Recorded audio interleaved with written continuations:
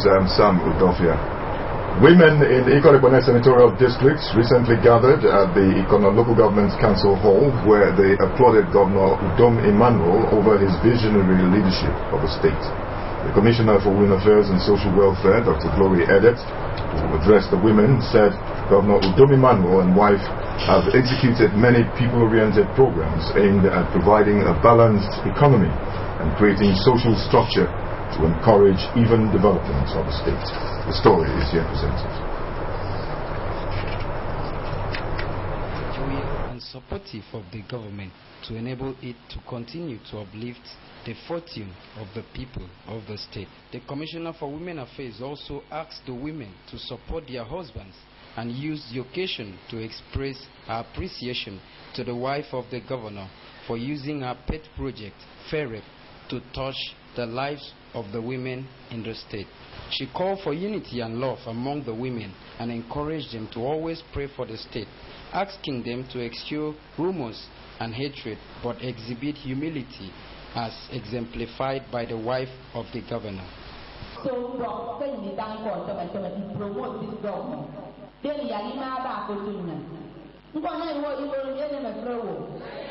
should be love and unity among us. Because I think in my case, a tree cannot stand alone and become a forest.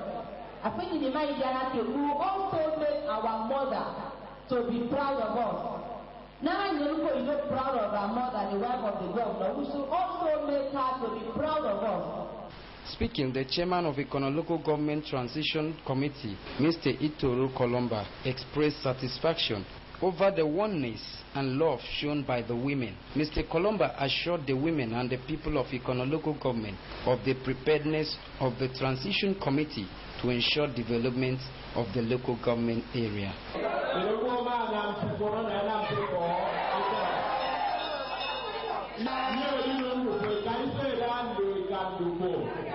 The wife of the governor of Akwa State, because she means well for all women. The event featured goodwill messages and presentation of gifts. The Commissioner for Transport, Dr. Godwin Tugude, has responded to a recent protest by taxi drivers in the state over what they described as forced re-registration of their taxi for about 40,000 naira. Dr. Ntugude, who was speaking on an AKBC primetime program, Centerpoint AM45, said the protesters never contacted his office over the alleged forced re-registration. Mercy Akere has details. The Commissioner for Transport, Dr. Godwin Tugude, has responded to a recent protest by some taxi drivers in the state over what they described as forced re-registration of their taxis for about 40,000 naira and alleged impoundment of the taxis which defaulted. Dr. Ntugude said that the protesters never contacted his office over the alleged forced re-registration. He described the action of the taxi drivers as inimical, sabotage, and blackmail to the Ministry of Transport and the Akwa Ibom State government. I've never talked with them one day. They went to the House of Assembly. I said, I told them, had a meeting with them. They asked them to take new numbers, charge them 45,000 naira, 17,000 here, and then they went and protested without ever coming to the ministry or anybody to say this is what I'm having or experiencing. The Commissioner for Transport reiterated the importance of biometric registration for tricycle and taxi operators and warned the public to be alert and use their instincts when boarding any means of public transport. If you have any problem on that car, the moment you alight from that car or keke, take the last number, the last digit, bring that digit to us. We will immediately go into the system and then come up with the details of that keke that misbehaved. Reacting to the issue of harassment by hoodlums who pose as task force operators, Dr. Ntugude explained on how to identify the genuine task force operators working with the ministry, adding that anyone who is accosted by the task force operators should ask for the officer's identification. He said that defaulters should demand to be taken to the former Akwa Ibom Transport Corporation AKTC office on Ikodekpene Road, Uyo. If you park wrongly, the people to pick you will be the task force that is driving a vehicle branded with VIO number, and there is a police to make sure that you are truly wrong. Dr. Ntugudeh thanks the state government as well as the Akwa Ibom State Police Command and other security agencies for supporting the Ministry of Transport to deliver on its mandates. Mercy Ekere reporting. The season 2 of the Akwa Ibom Broadcasting Corporation's Talent Hunt has begun. The hunt, which commenced Tuesday in Uyo Senatorial District, took place at the Mbolo-Mbarawa Ibibio Hall, Udodoma Avenue, Uyo, with hundreds of contestants. Yanopo reports. The Akwa Ibom Broadcasting Corporation held the season 1 of the Talent Hunt, and the star prize winner of the competition in music, dance, drama, comedy, and other activities, Peace, went home with a brand new car. This prize and the fun of the hunt may have encouraged over 100 contestants in Uyo Senatorial District to join the hunt, which started with registration and accreditation. Addressing the event, the Director General of Akwa Ibom Broadcasting Corporation, Pastor Annette Ukpe, lauded the contestants for taking bold steps to showcase their talents, urging them to believe in themselves and do their best to win the contest.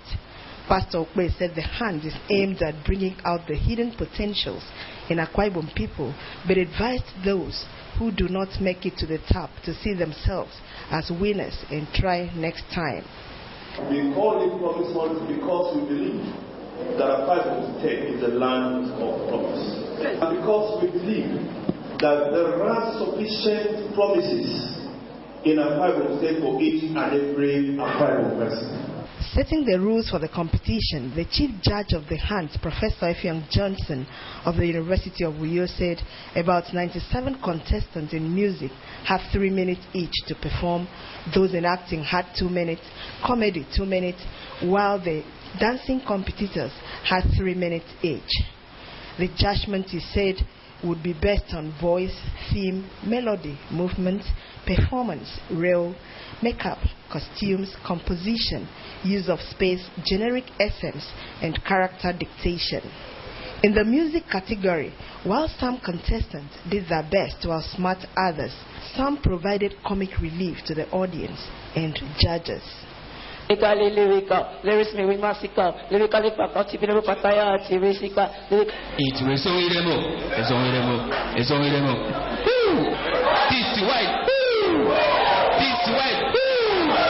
The dance station was interesting because of the rhythms, movements, and the costumes of the dancers.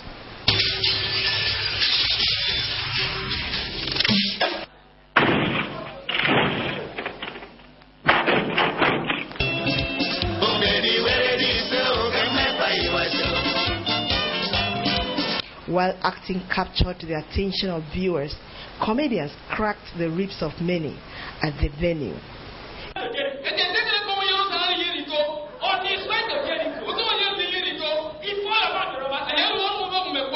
Give on the second one, lost the cash and do again. When they tear on the third one, you can't enter on that. The voice change. In all, 20 contestants in music, 6 dancers, 5 comedians were qualified for the next round, while certificates of participation were presented to all the participants. Yagenopo reporting. The serene atmosphere in Ndwedwo village in Eket local government area was invaded as representatives from the federal and state governments, legal luminaries across Nigeria, the high and low, converged on the royal family house of Ekwos to bid the final farewell to a mother, grand and great-grandmother, Senior Deaconess Ekaite Benson Dick Ekwo. Governor Udom Emmanuel, who presented a condolence message at the funeral, was represented by the Commissioner for Labour and Productivity, Mr. Ekpenyong Enyina. The story is here presented. People resplendent in their various uniforms to celebrate the life and times of the departed icon, Senior Deaconess Ekaite Benson Dick Ekuo. Speaking, the State Governor, Mr. Udom Emmanuel, sympathized with the Ekuo family on the death of their matriarch, but advised them to be consoled in the fact that their mother lived a life worthy of emulation. Represented by the Commissioner for Labour and Productivity, Mr. Ekpenyong Enyina, the Governor advised the children to imbibe the Christian and moral virtues of their mother in order to immortalize her name in the sands of time. On behalf of the government and the good people of Akwa Ibom State, we extend to you our profound sympathies on the home call of your dear mother and matriarch, late Deaconess Ekaite Benson Dick Ekuo. We share in the pains of your loss. However, we urge you to be consoled that God blessed her with length of days and gave her the grace to see you rise to enviable heights in your career. This must have gladdened her heart that the virtues she painstakingly inculcated in you from childhood has ripened with time and borne good fruit for humanity. Preaching at the funeral, the founder of Eternity Mission International Incorporated, Udoweme Lane Uyo, Bishop E.B. Enoidem, preaching on the topic, "From dust we came and dust we shall return," said, "It is destined for every mortal to die someday," and called on the sympathizers to embrace the life of Christ in order to avert God's wrath after this life. Reading from the book of Genesis chapter 3 verse 19, Bishop Enoidem said death is the final journey, irrespective of age, status, or social class, in joining the family of the departed to emulate the sterling virtues and qualities of their departed matriarch. He called on them to be consoled in the fact that their mother has gone to be with her Creator. But it is recorded, out of the dust we were formed, and back to the dust we must. This place is not negotiable. In a biography presented by one of the granddaughters on behalf of the family, described Senior Deaconess Ekaite Benson Dick Ekuo as a seasoned teacher, a good mixer, sociable and accommodating woman, even to those outside her family. Fondly known as Ma Abel, Ma Teacher, Manyan, in her 76 years on earth, was a committed Christian who loved singing in the choir, which also gingered her children to join the choir, adding that the vacuum her exit has created will be difficult to fill. She ensured that all her children sang in choir. The man steadfastly proclaimed that church songs are part of enhancing the worship of God. Condolences and tributes also came from various governmental organizations, social groups, royal institutions, as well as religious bodies. It also witnessed a condolence message from the Chief Justice of the Federation, Justice I.N. Alta, who was represented, described the departed Deaconess Ekaite as a colossal loss to the family. Various choirs graced the occasion, including the host choir. The remains of late Senior Deaconess Ekaite Ekuo were later interred at her family compound in Duedwe, Eket, while guests and sympathizers were fitted with mouth-watering delicacies. And from our national and international news desk, Mercy Akere has it that Nigeria and India have signed a memorandum of understanding to deepen trade, investment and bilateral relations between the two nations. Also, she says Russia has been accused of firing missile that downed Malaysian airline in 2014. Let's join Mercy Akere. Has welcomed the proposed investment of $5 billion in the Nigerian economy by India. The president made the remark when he received an Indian business delegation led by the Indian Vice President Hamid Ansari at the State House, Abuja. President Buhari said Nigeria will continue to deepen its relationship with India in the areas of health, education, agriculture, technology, and trade. and will emulate India's agricultural model. The Indian Vice President in his remarks said his country, being Nigeria's lead buyer of crude oil, would increase its purchase of the commodity in addition to natural gas.